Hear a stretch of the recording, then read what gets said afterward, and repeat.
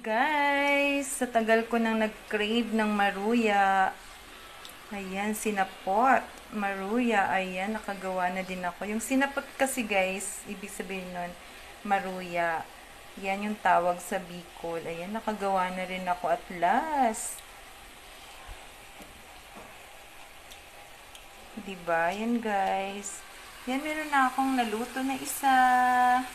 Yan, paluto na rin siya, guys. Ayan, ang ating maruya.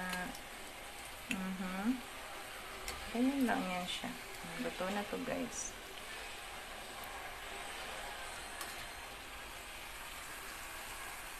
Maruya kayo dyan. Ang galing, guys, no? Tutunan ko din siya. Wow, sarap. Tagal ko na siyang pwedeng gustong gawin, guys, eh.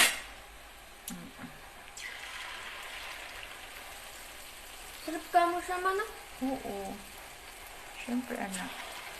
Bakit naman siya pinagsasama? Dumidikit sila. Pinapadikit talaga yan. Ah, parang maging biscuit na. Yan. Dami namang atang mantika niya. Tama lang yung mantika na. Tama lang. Pwede pa ba yung gamitin, ma? Ang mantika? Ang mantika na. Oo, pang prito.